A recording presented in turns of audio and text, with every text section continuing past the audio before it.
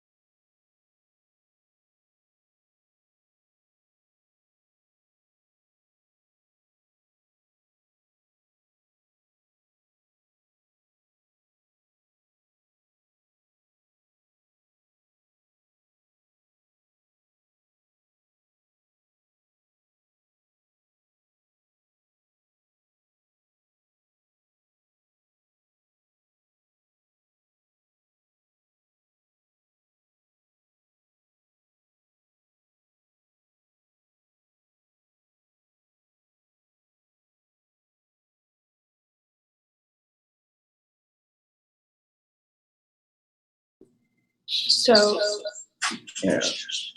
Okay. Give me another 30 seconds and we'll get started.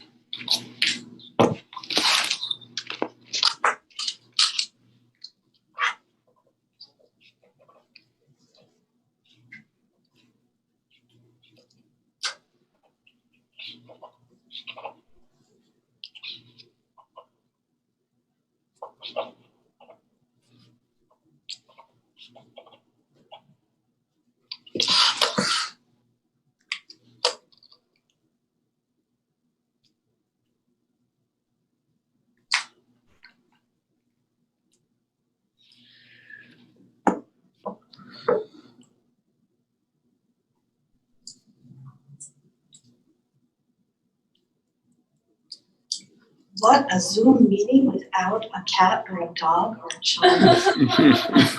I don't know.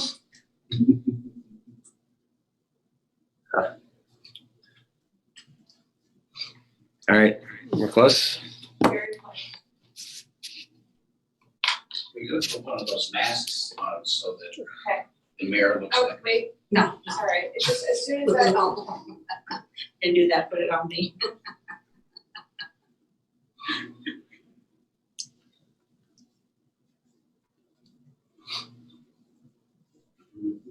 Okay. Welcome everybody to the March 26, 2020 COVID-19 emergency update for the city of Burlington. I'm Mayor Weinberger. We're here in the Department of Public Works building on Pine Street. I have a number of colleagues with me that will be giving the briefing today. Chief Locke, the head of our director of our emergency management system, and we have Luke McGowan, who's heading up the Resource and Recovery Center. And then we're going to be joined by several guests today as well. We're going to be hearing from Jesse Bridges of the United Way, Jan Demers, the executive director of CBOYO, and Rob Meehan, who runs the food shelf. Getting a funny little bit I'm of trying to feedback fix here. Getting that fixed.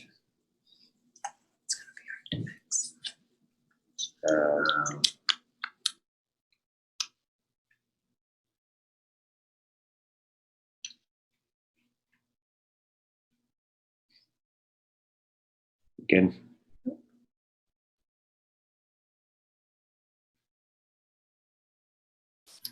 It's okay.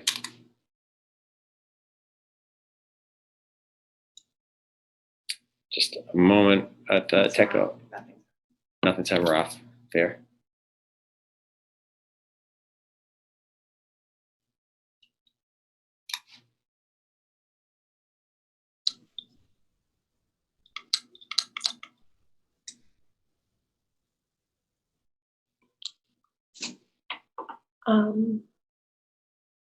Oh.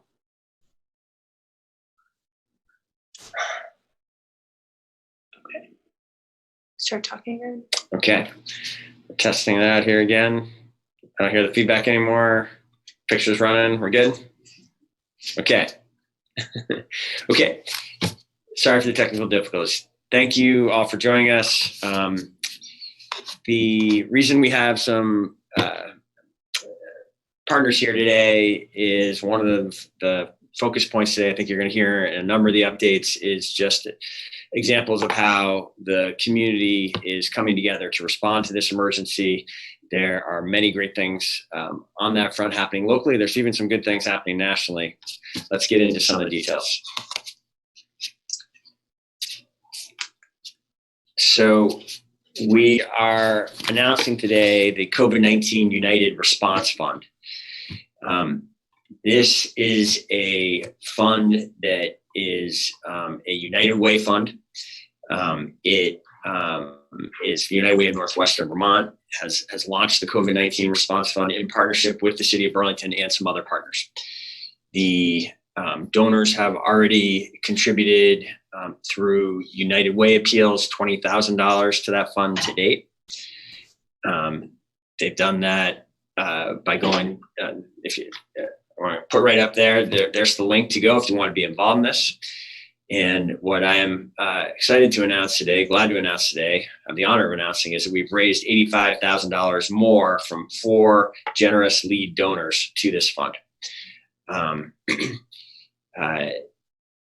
The 4 donors are Russ and Roxanne Scully, the Pomerleau family, Spruce Tree Mortgage, and David and Laura Stiller. And I want to say a big thank you to all 4 of those lead groups of donors for stepping up at a time like this. This is a challenging time to be giving money when there's so much financial uncertainty and so much turmoil happening in the world. It is reassuring to me, and I'm sure to the whole community, that these philanthropic leaders from our community have come through for the community once again. We hope that their contributions will be an inspiration to others to make contributions. What are these monies going to be used for? What's this fund going to be used for? First of all, we don't entirely, it's going to be used for whatever the greatest community needs are. Right now, we know that food security is a significant issue. There's been a spike in need, unsurprisingly, since so many people are suddenly out of work. And that is certainly one of the emergency needs that is going to be addressed. There will be likely more that emerge in the weeks ahead. So to speak a little bit more about how this fund is going to be used, I would like to ask Jesse Bridges, our old colleague. He used to be the work out of this building as the director of the Parks, Recreation, and Waterfront Department, and he is now the executive director of the United Way. Jesse, welcome. Thanks for having me, Moreau. Hopefully you guys can hear me okay. Yeah. 1 second, Jesse.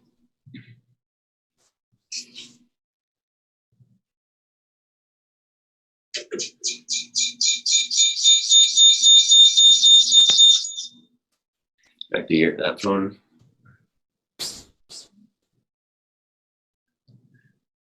All right, Jesse.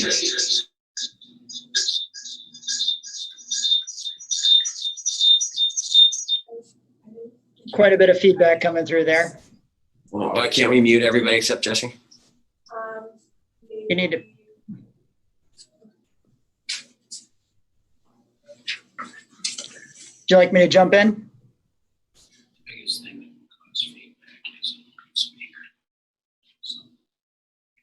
Jesse?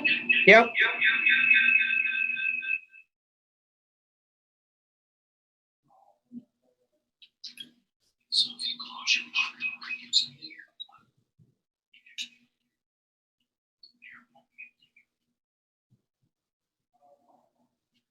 It's the plight of all office workers right now, right?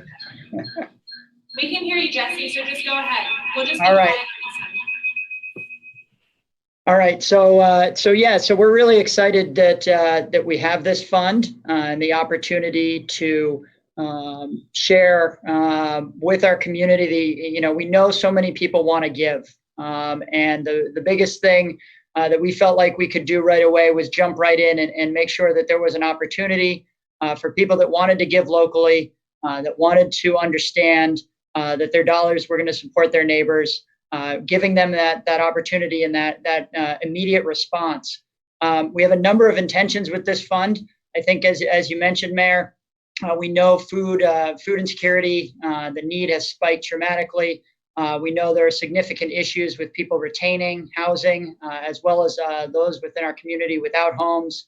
And we know there's significant risk, an issue with our older adult population and those that rely on programs like Meals on Wheels, Age Well. Not having our senior centers makes it that much harder for us to reach people. And so we're looking at some real short-term funding to get out to meet these basic needs.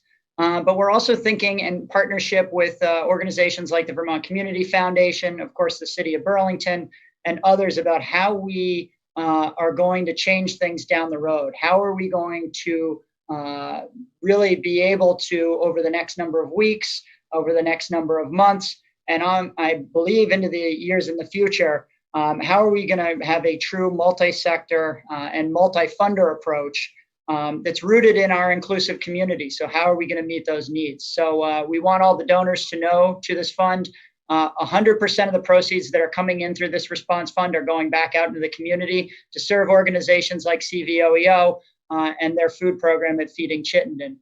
And that's thanks to the many donors that give to United Way year round that we're able to provide that effort. We're also out there making sure that people know that there's volunteer opportunities. They're limited right now because the best thing people can do if they can volunteer is to stay home. So we've really launched a full-on page, a COVID response page, to let people know how to get help, give help, and seek the resources and the opportunities that are going to exist as we move forward.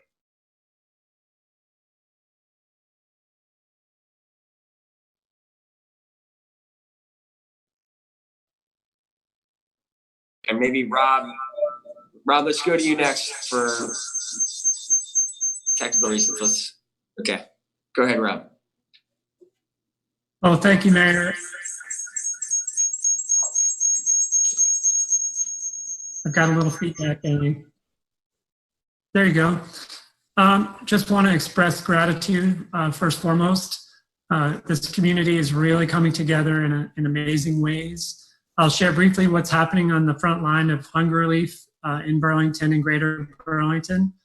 We, you both have mentioned, we have seen more people in need. There are people who are out of work, restaurants, and other businesses throughout our county. We had a young woman in our parking lot in tears. She had been laid off from a local store and needed help with food for the first time ever. We're seeing those cases daily. We've seen a 30% increase in the demand. Most of you know we're the largest direct service hunger relief organization, and we have several ways of trying to increase food access. We have homebound deliveries. Jesse mentioned the vulnerable population of seniors, people who are veterans, people with chronic illness and disability. We're moving more food to homes throughout the county, and very stressed charitable food network at the moment. We're getting phenomenal support from our food bank, the Vermont Food Bank, in multiple ways. We have a culinary job training program called Community Kitchen Academy that is now in full emergency force. We have 4 chefs, 2 executive chefs leading the team that are working with our sister organizations and friends at COTS, at Champlain Housing Trust, Safe Harbor, at 4 different emergency shelters throughout the greater Burlington area. And we're bringing over 400 meals a day to those sites. And there's a lot of advocates and a lot of leaders in the community that are, including Jan Demers, who are leading that charge, and our chefs on the front line are remarkable people. And we have a force of staff on the front line who have completely changed our food shelf in a matter of days. They've turned it into a delivery system whereby people come to our door to receive meals that are prepared and frozen, or to receive a supply of groceries. The support that's coming in our direction right now with your leadership, Mayor and Jesse, and from these wonderful donors that were described, it's heartwarming, but it's beyond recognition, but it's also vital, and it's a critical need in this moment.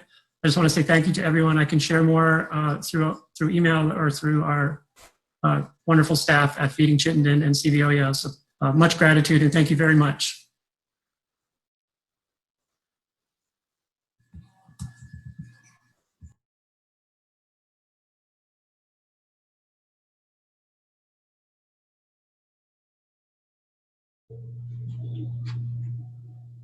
Okay, I think we're going to go to you, Jan, now. Thank you for joining us here, and this is an amazing program. Thank you to CVOEO for, as always, doing great work. There's some additional words you want to add? I do want to add a number of things. First of all, I think that there's a crisis right now, and there's a crisis of food, and we're making sure that we can get food to the most vulnerable people. But also at CVOEO, we've changed around all of our programs to be able to continue to give the services that are emergency services, such as crisis fuel. And I'm going to give a couple of numbers just so that people who are out there might, if they need it, can call.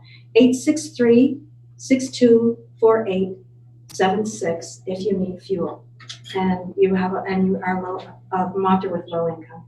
If you need help with housing, and we are getting people housed even in this emergency, that number is 863-6248 extension 4. If you need to apply for 3 Squares Vermont, it's the same number, 863-6248-736.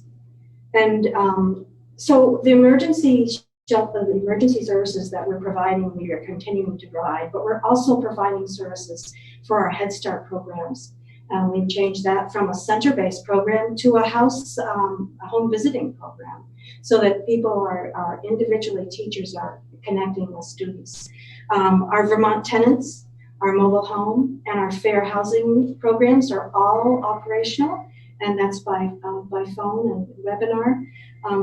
Our financial futures program, helping people to manage their personal finances and to gain their access. We have webinars, Keys to Credit program.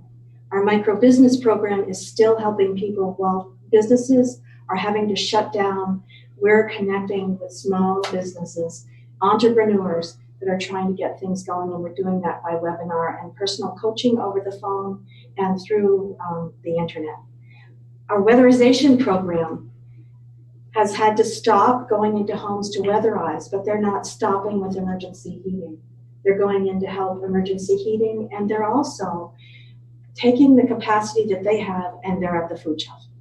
So they're delivering meals to people from they're created at the food shelf, and we're delivering them to the other sites. And we're also, weatherization folks are coming in and they're building boxes to get ready because the operation has changed. And so they're coming in providing that service.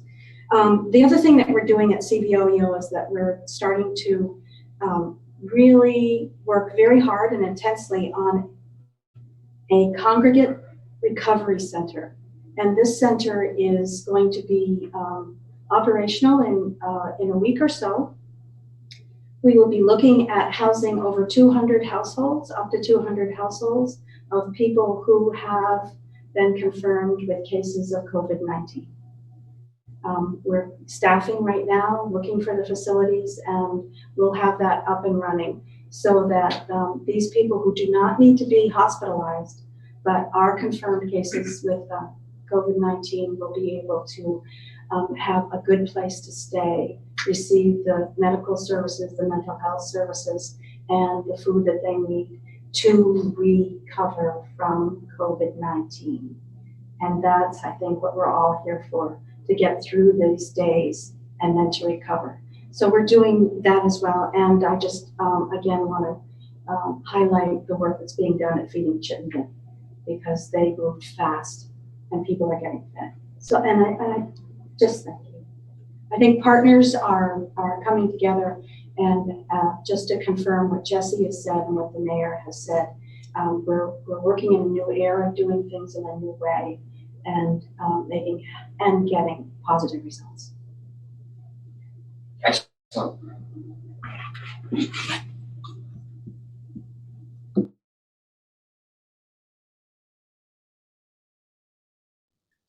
Okay, great. So,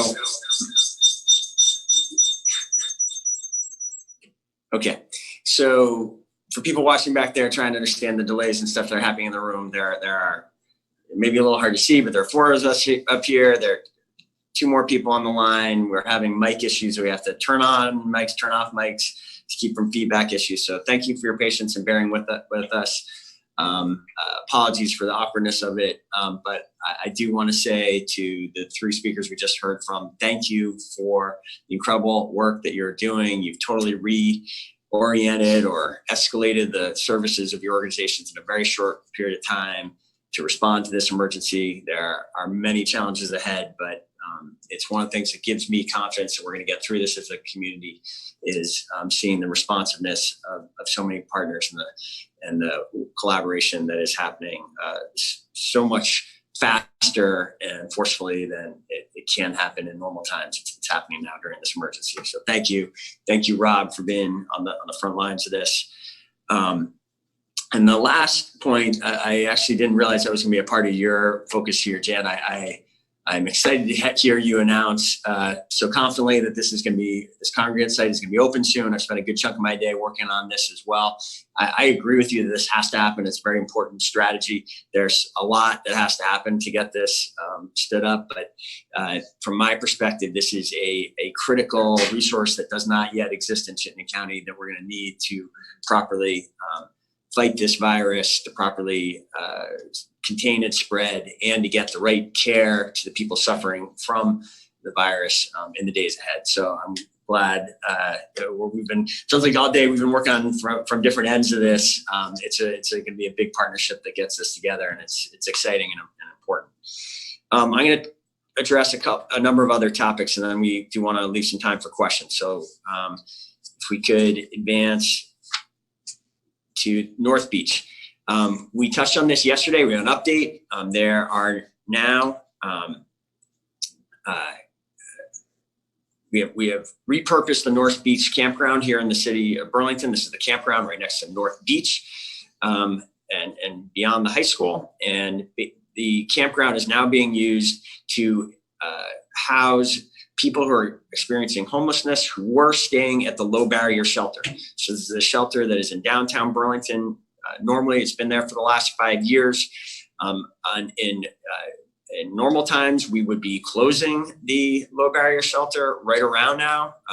Actually, last year, I guess we kept it open until June, didn't we? So, but this is this basically what we have done here is the state partnering with the city, partnering with a new place, has opened this new facility, and it has 27 campers that are out at North Beach now that have been provided by a private provider that is being paid by the state of Vermont. And the people that are moving in today, later today, to this new facility are the people from the Low Barrier Shelter. My understanding is that staff from a new place that are going to continue to staff this shelter throughout the time that it is operating here have already gotten on site and are taking steps to get it set up. And to me, this is an important strategy for a number of reasons. First of all, there was no way for these individuals to practice social distancing in the Low Barrier Shelter. It just was too dense of a facility. People didn't have their own rooms. They were sharing bunk beds. If the virus had gotten into the facility, it would have very quickly spread to many people. This is a strategy that keeps that from happening. I also think it's a sign of Burlington's values and the state of Vermont's values that we are moving quickly to make sure that everyone in this community is sheltered and protected and gets the support they need through this emergency. Keep going. The next topic that we want to start talking about, and I think we'll be talking about this more in days ahead, is the federal aid that is now on its way to Vermont. As people probably have heard, last night, the U.S. Senate passed a $2 trillion relief package. It is the largest relief package in modern American history. It is now headed back to the House, where I believe we're expecting a vote tomorrow. Okay, so I'm looking to my left is Luke McGowan. We're expecting a vote tomorrow, and I think the expectations are high that this will quickly be completed. If we could advance. So the funding out of this $2 trillion package, there has already been calculations done, and we are expecting $450,000 of additional CDBG funds to come to the city of Burlington within the next 30 days once this package is approved. The city, these are funds that that is most of a year's annual allocation. In a typical year, we would get about $650,000 of funds. This is an additional $450,000 of funds. These are funds that are targeted for the city to use to support low and moderate income populations. There will be more flexibility with how we can use these funds, we're expecting, so that we can deploy them in the ways that have the biggest impact on this emergency as quickly as we can. The impacts, and there's of course more than just money flowing to the city from this legislation. There will be assistance for individuals. Unemployment insurance and direct payments are going to be made to individuals. I think our understanding of the bill at this point, and Luke will correct me if I get anything wrong, is that this would extend unemployment measures by 13 weeks. So that's on top of the typical period. That's right. Which is Do you know the typical period? So it does two things. Its typical period is 26 weeks. Okay. So it's adding an additional 13, and it's also increasing the amount. All right. So that's, I just want to make sure I didn't misstate that. So typically people collecting unemployment insurance are eligible for up to 26 weeks of unemployment insurance. This will extend that 13 weeks. It also will dramatically increase the maximum amount that people can receive by an additional $600 per week. Right. Correct? So, and the normal maximum is about $450, and this is an additional payment on top of that. That's correct. So, really quite a dramatic change by the federal government. There will also be small business assistance, paycheck protection, economic injury grants, and debt forgiveness. For details on that, Luke may have a little bit more to say about that today, and there will definitely be more information available through the Recovery and the Resource and Recovery Center in the days ahead. You can find much more always at this new online resource we have created that is really being managed by the Resource and Recovery Center. There you see on the screen is a link to get to that. I wanted to give people some updates on what the stay home, stay safe order means for city services. Since last week, we have already been operating with significantly curtailed services. Many services are going to continue. All city buildings have been closed to the public since last week, except for limited services by appointment. Going forward, there's going to be some additional changes. One of the biggest impacts of the stay home, stay safe order for city work and city businesses is that basically all construction projects in the city of Burlington have been stopped. This includes the city's own construction projects. We have just restarted the City Hall Park improvements. That work is going to have to stop. The Moran efforts that had been planned to get going into construction any day now, the governor's order has stopped that kind of work. This includes the significant construction projects by private parties who are happening, private nonprofit parties that were happening around town. So unfortunately, although I support this, I think what the governor's done here is important and necessary. The impact of this is that the construction projects out of Cambrian Rise and elsewhere have also been discontinued. And the library, as has been reported by some, we were doing this curbside pickup for library services. That service hasn't been, we have had to curtail that now.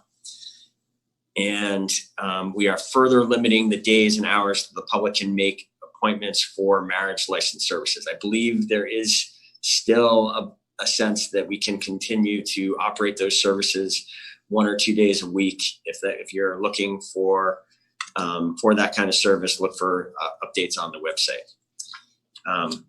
You can find all the information about city services. There's a greater summary, a greater list of what has been curtailed previously on the city's webpage.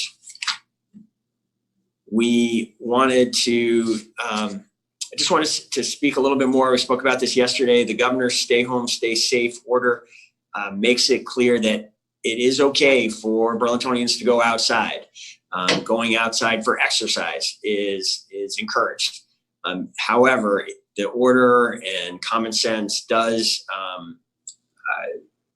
call for you to stay 6 feet away from anyone from another household while you're outside the home, to kind of reinforce that and try to make graphically clear what we are expecting in terms of people who are outside of their home, in parks, on the bike path. You can see there's new signage. There's a photo of it there on the screen. This is now, these signs have been installed in city parks to remind everyone that it is important for these social distancing strategies that you stay 6 feet away. In addition, I want to remind people that playgrounds cannot be used because there's no way to disinfect them quickly enough that they can remain open during this period. And I do want to say a big public thank you to our Parks, Recreation, and Waterfront team that has moved so quickly to get these signs out. They also have done the heavy lifting from the city side in terms of making it possible for North Creek Beach's campground to be repurposed in this way. All right. We are going to go to a couple more quick updates from my colleagues here before we open it up for questions. I believe we are going to go to Chief Locke, who is in charge of our Emergency Operations Center, which has been open now for a couple weeks now at the Burlington Police Department. Chief, thanks for your service. Thanks for being here. You're welcome. So it's important to understand what we're really using the EOC for. It is really to coordinate our activities amongst all city departments. So whether you think of city arts in the library doing civic engagement, or our public safety agencies responding, or our public works team with the work that they do, the Emergency Operations Center is really the hub to collect that information, disseminate it out to all the other stakeholders, making sure we're doing a coordinated response. Some of our priorities for today are acquiring and distribution of hand sanitizers, cleaning supplies around our city facilities. Where, as the mayor had talked about, we're coordinating and watching the activities to ensure that arrival of the campers at North Beach and that goes across smoothly. And I think the last one is, again, just monitoring our 911 response activity and ensuring the health and safety of our responders. So that's kind of the highlights of what's happening today. Thank you, Chief. And Luke McGowan, again, the CEDO director, as well as heading up our Resource and Recovery Center, has some updates and some additional information from the IRC. Luke. Yeah. Thank you, Mayor. So just to remind everyone, the RSC is sort of set up because if everyone out there is like me, you're having a tough time just absorbing all of the information that's out in the world right now. You're trying to keep your family safe, keep track of the news, do your job in probably a completely different setting. And we understand how destabilizing that is. So we've set up the RSC. It's a virtual center to help people get the information they need. We've repurposed 18 staff, city staff, who are now essentially doing double duty to get you the information that you need, interpret what's going on, and help you navigate all the systems that are out there. And so thus far, as of today, we've handled about 100 inquiries through different channels, either people reaching out to individuals within the center, or calling the phone number, or sending us an email. And so we are helping everybody. We have a focus on food, health, and safety. Most of the calls we've gotten to date have been small businesses looking for support, but we've also received a number of calls from people who have recently been unemployed and are looking for help navigating their benefits. So all of you've been hearing about these initiatives. The RRC has been supporting everything that's been going on, and we've been working really closely with our partners like Jan and a number of other groups, and we've been focused on vulnerable populations first. And so we have identified new solutions working with our partners to get people who do not have homes into safer places. So I do recommend if you are experiencing homelessness, or you are afraid of experiencing homelessness, call us or call the state number or call the number that Jan already listed so that we can get you into the right place. If you are unemployed, we are working closely with the state to make sure that people's claims can get in as quickly as possible. And so right now, the state, the last number we heard was they're essentially working through a backlog of 11,000 claims statewide. They've had to turn off their phone line and maybe coming back on this afternoon. But we opened our phone line to be able to help anyone who's looking for a way to navigate that form. So call us and we will direct you to where you need to go on the state page. I think it's important one thing that we've been tracking is lots of tax deadlines have been changing. The city, the state, the feds, we're all kind of trying to give relief where we can. One thing that maybe has been missed in the news is that if you were expecting a refund from your taxes, you should apply as quickly as possible, because that'll be a channel through which the federal government can get you the support you need. So even though the deadline's been pushed, if you are expecting a refund, we recommend you file as quickly as possible. If you are a business trying to understand all of the recent orders, so right now there's still a little bit of confusion over what qualifies as an essential business and what is a critical need. If you are having questions about that, you should give us a call and we will get you access to information. We're working with the state ACCD, which has a form right now to make sure that you can sort of determine if your work plan is correct and if you are essential business, and we can help you with that at the RRC.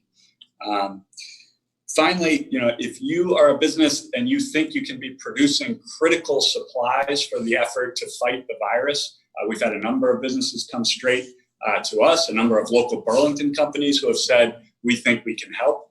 Give us a call and we will route you to the right place. We're actively looking for support like that, so give us a call. And I'll just close, you've heard a lot about volunteering and how to support your community. There are a number of great ways to do that. We're tracking those opportunities on our website and through our partners like United Way. The number one thing you can do to serve your community right now is to stay home and to be checking on your family and friends virtually, making sure everyone's okay. But I do want you to remember that we are still in the middle of this health crisis. So if you have questions about that, give us a call. So, Mayor, I know Jan has to leave momentarily, and we do have one question from a reporter for both you and Jan. Okay. So I'm going to go to that question from Courtney at 7 days. Olivia, I'm just going to ask you if you can just confirm that you can hear Jan through the microphone to answer this question. But the question from Courtney is, I'm wondering if Moreau or Jan can talk more about the congregate housing project. Can CVOEO talk about location, capacity, and how it would be staffed and paid for? Maybe I'll just bring this over. Or you want to I think this is a fluid, fast-moving conversation. There are numerous different agencies involved in it, different levels of government involved, organizations outside of government. Exactly how the services that are going to be provided, the populations that are going to be served on this site are something that from where I'm sitting, it seems are still coming together. And certainly the location has not been decided yet. There needs to be a Chittenden County location. Where in Chittenden County is not clear. So I think that what we can say, what I know is this is clearly an important strategy for addressing this public health emergency. This has to happen quickly. The city is very focused on it. My sense is the state is quite focused on it as well. We have nonprofit partners that are focused on it. We're going to get it created as quickly as we can. I think probably that's a perfect way of saying what we need to say, and that is that it needs to be up as soon as possible. There's sites that are being looked at. We hope to visit some sites this weekend. We're looking at hiring staff to be able to manage gathering supplies, and we've been told that we will be deemed critical for personal protective equipment, nursing staff, mental health staff, telemedicine, and just making sure that families can recover. But it's all up in the air. It's day by day, and people are moving as fast as they can. Great. Thank you, Jen. I think, Olivia, was there just maybe one more slide? So I did just want to close, and we'll open up for more questions. I know one of the questions I'm hearing from people, I know is on people's minds, is all this social distancing working? It's clearly worked at being enormously disruptive, and the world has changed, but is it doing what it's intended to do in terms of slowing down the virus? I think the answer is we believe so. We hope so. We're looking carefully at the numbers to see if it is. I did just want to share, there was a hopeful piece of news from Governor Cuomo's briefing yesterday that in New York, where the social distancing, where the virus impacts hit earlier and where the social distancing measures began a few days earlier than they did in Vermont, the government there is increasingly optimistic that they are seeing a pretty significant flattening of the curve. My hope is that we are just a few days behind that, and we'll soon start to see that in the Vermont numbers. And then the last topic, I did just want to say, we've talked a lot about the this federal assistance bill today. We've started to try to understand the financial significance of it to Burlingtonians, to the city, to this community, to businesses. There'll be more information on that in the days to come.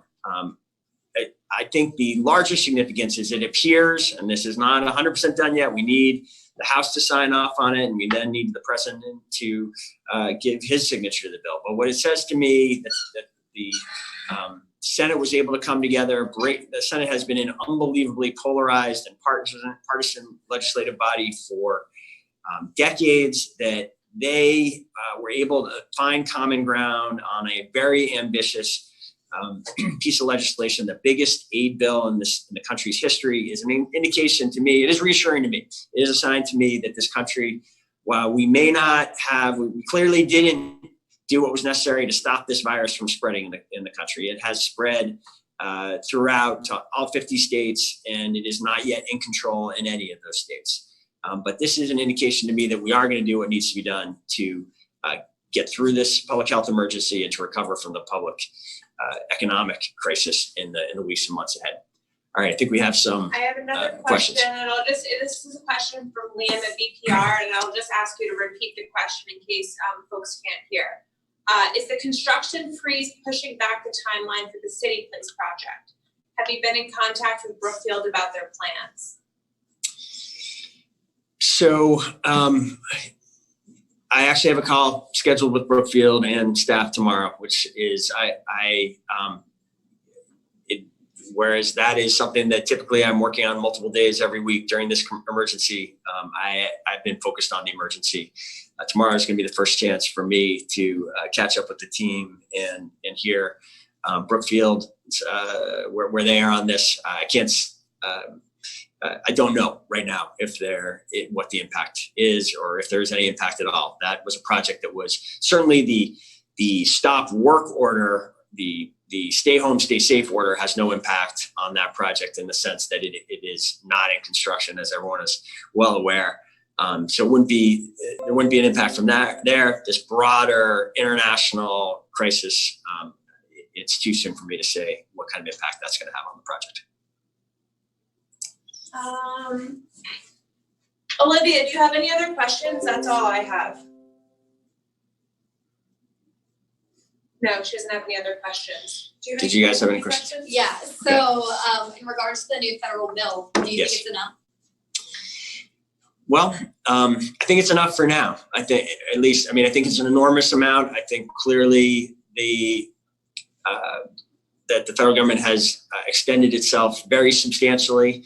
And, for today, for this week, it does seem to me to be a far-reaching bill that does a lot of good and sends a very positive message, as I was trying to kind of summarize there in my final remarks. I am sure the federal government is going to need to do a lot more before this is over. I guess I see this as an important step. It is not the end of the journey and the end of the partnership that we're going to need with the federal government. So obviously no one knows when this is going to end. No one has a timeline. We wish we did. So if this does go on for a number of more weeks, you hope there's more? So to a couple responses there.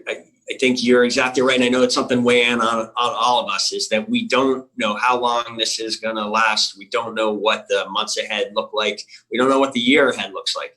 Some people are talking about there being an impact on the economy and on the community from a public health perspective for more than a year. So there's great uncertainty, and I know that is weighing on us all. And I know that increasingly people want to know what the plan is.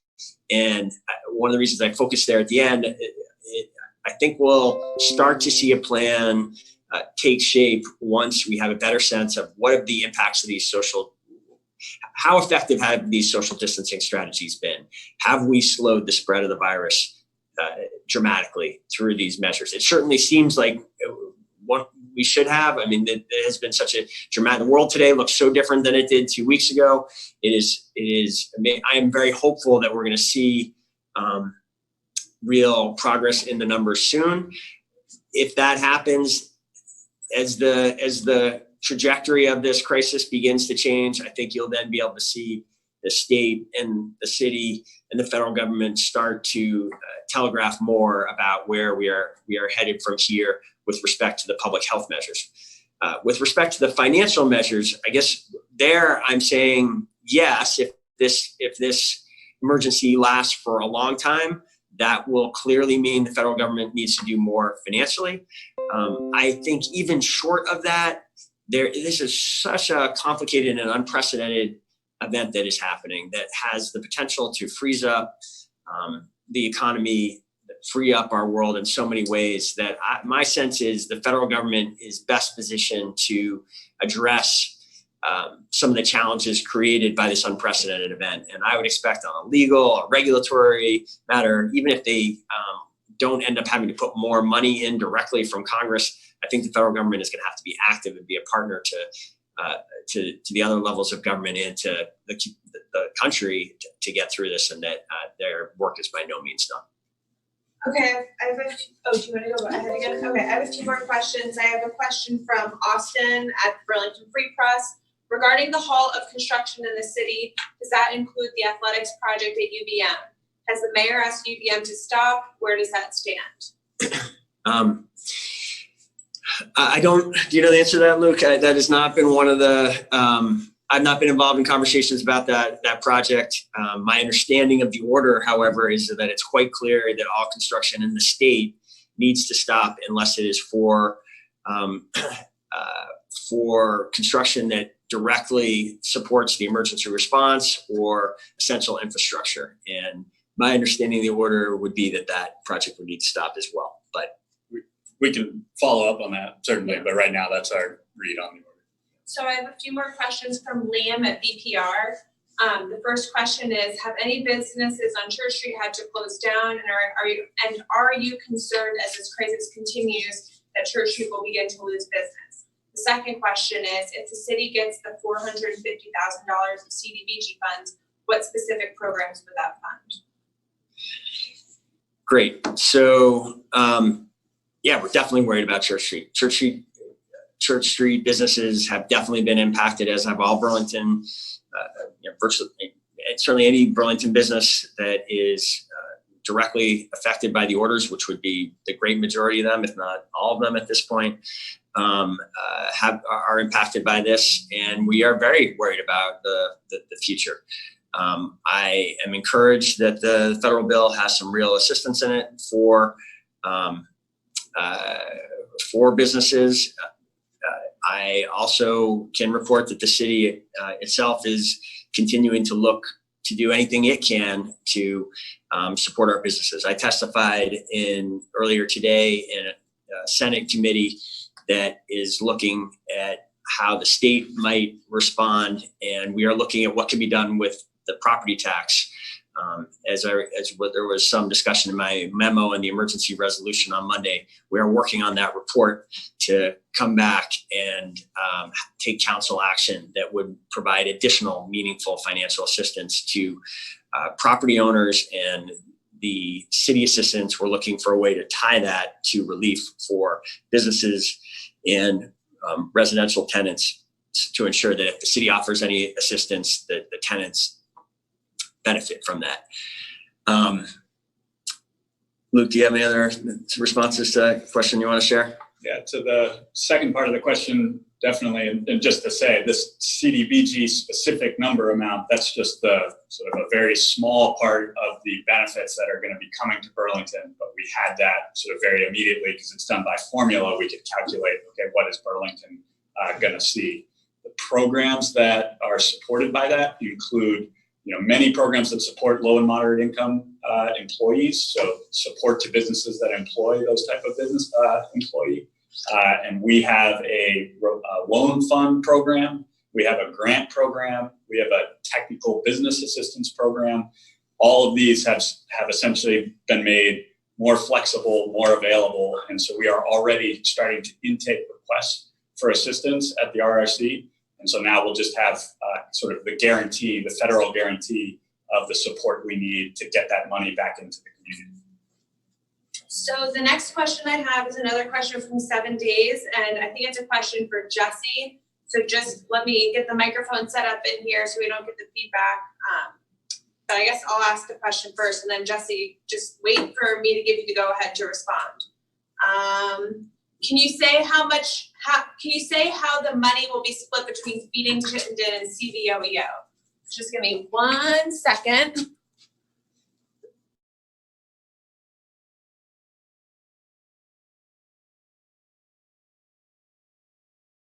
Great, thanks, Jordan.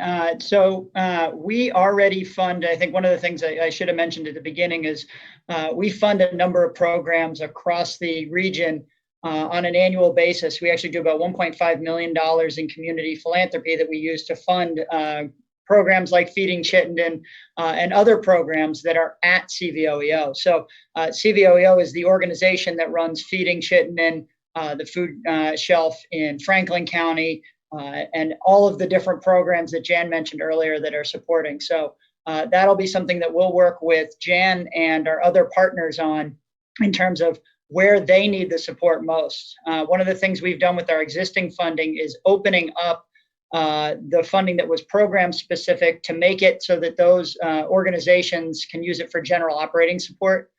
Because as everybody's heard, the way in which we do social service, human service, and business in general has changed exponentially. And so we need to maintain flexibility in the funding. And so we'll work with Jan and Rob and others to help make that possible.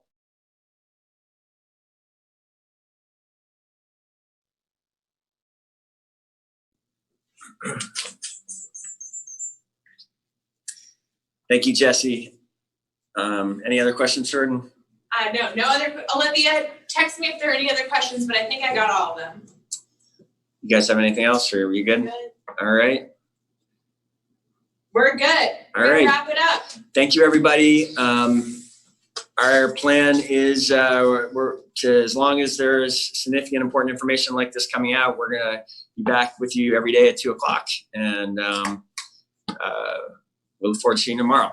Stay safe, everybody. Stay safe, everyone. We'll see you soon.